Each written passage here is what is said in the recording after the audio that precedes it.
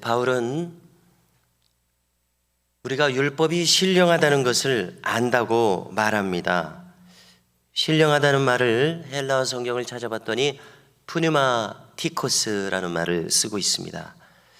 이것은 영적이다 이렇게 번역하면 되겠습니다. 율법은 영적이다.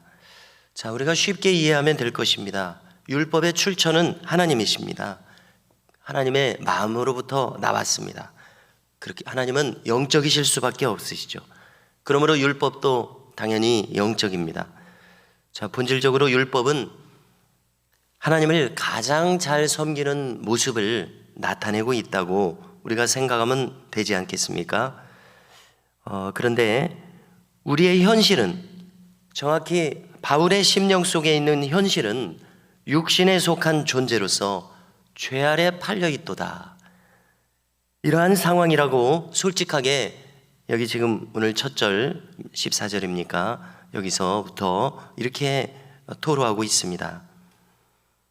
이처럼 바울은 나 자신 속에 있는 죄된 본성에 대해서 깊은 고민을 안고 있음을 토로하고 있습니다.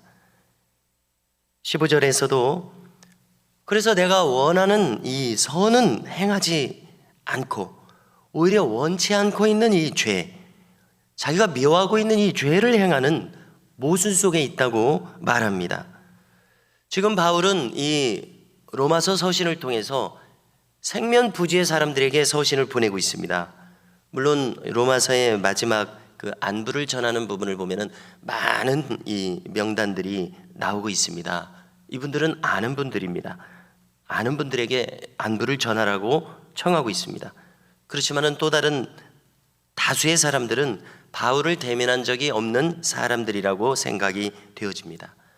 그래서 이처럼 로마인들에게 보내는 서신, 이 로마서에서 자신의 신앙을 소개해서 자신이 누군지를 먼저 소상하게 전하고 싶어서 이 서신서를 먼저 보내고 있습니다.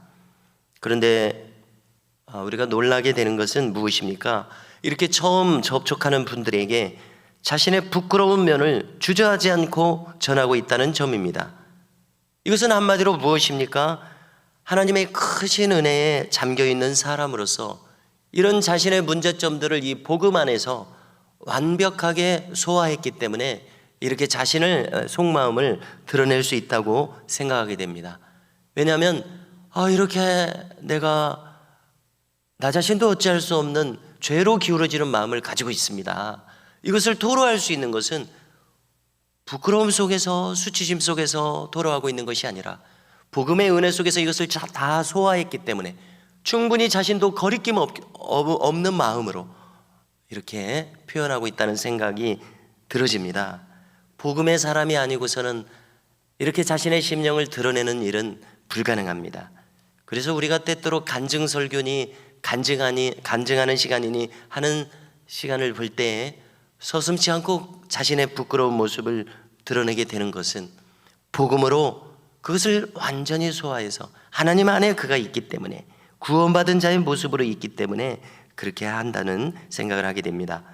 사람들은 본능적으로 자신의 치부를 감추려고 합니다. 그러나 바울은 진솔하게 이것을 다 드러내고 있습니다. 복음의 능력입니다. 복음 안에서의 자유함입니다. 걸릴 것이 없는 마음입니다. 자, 우리는 어차피 죄인들입니다. 내세울 것이 없습니다. 그러나 내세운다면 바로 나를 구원하여 주신 그 은혜의 주님을 내세울 수 있을 뿐입니다. 바로 이 심정으로 바울이 이 서신을 쓰고 있구나 이렇게 믿어집니다. 16절을 보면은 율법 자체로서는 율법은 선하다라는 것을 역으로 증명하는 것으로 생각됩니다.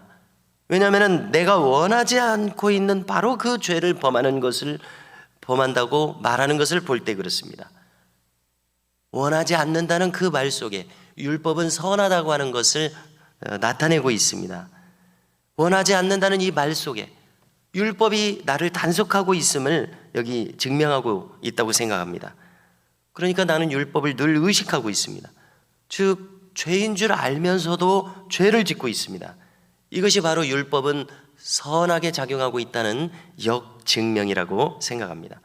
17절, 그래서 참으로 원치 않고 있는데도 죄를 범하는 이 사람은 바로 누군가 할 때에 진정한 나 자신이 아니라 내 속에 거하고 있는 죄니라, 이렇게 설명을 시도하고 있습니다.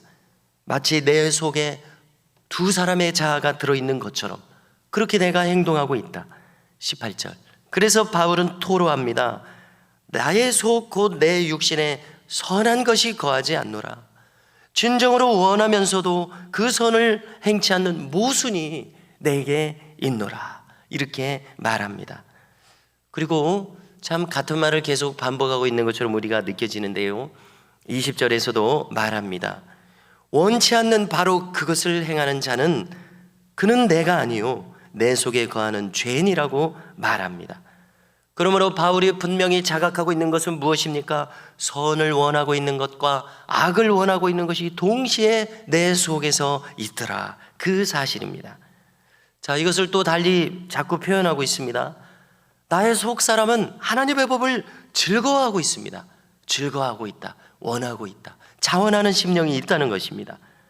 그렇습니다. 이것이 참 믿는 자의 모습입니다.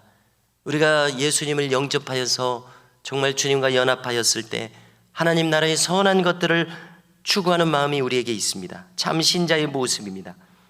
그런데 나의 지체 속에서 내 마음의 법과 이 죄의 법이 충돌하고 싸워서, 그리고 죄의 법이 종종 이겨서 나를 사로잡아 버리는 것을 경험하더라는 것입니다.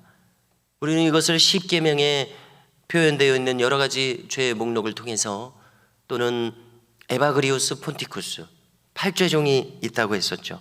그런 마음에서 작용하는 죄의 목록을 통해서 확인할 수 있습니다. 그래서 바울은 저 유명한 고백을 오늘 말씀 24절에서 하고 있습니다. 오라, 나는 곤고한 사람이로다.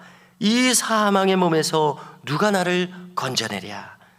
자, 무슨 뜻입니까? 쉽게 표현한다면 정말 괴롭다, 정말 곤고하다, 정말 죽을 지경이다, 죽겠다, 아무리 해도 이 죄성을 이길 수가 없다, 이런 단식입니다. 정말 솔직하고 솔직한 바울의 고백입니다.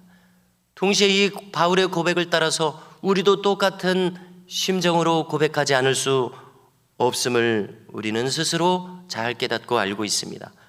정말 죽을 지경이구나, 정말 이 죄된 본성과 싸워서 이기기가 이렇게 힘든가.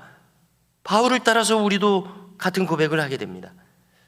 인류를 대표해서 이 내면의 곤고함과 자기 모순을 적나라하게 자백하고 있습니다.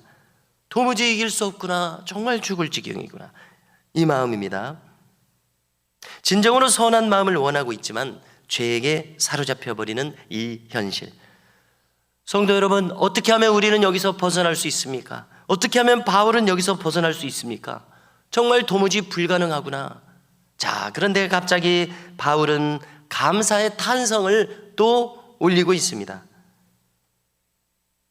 그 벗어날 수 있는 유일한 길이 무엇이라고 지금 말하고 있는 것입니까?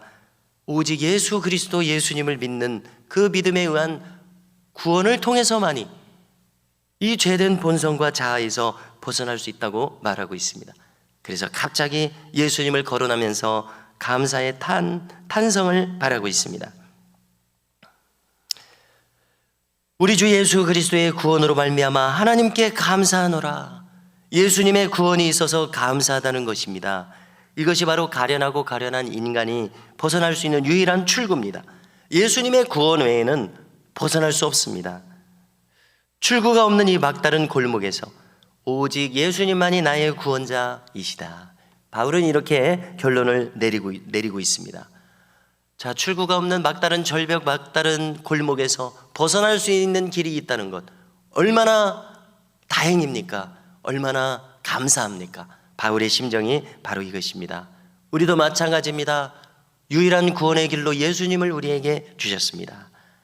이것을 깨달을 때 얼마나 감사한 일이겠습니까? 이 감사한 심령으로 오늘도 우리가 기쁨으로 살아가실 수 있기를 주님의 이름으로 축복합니다.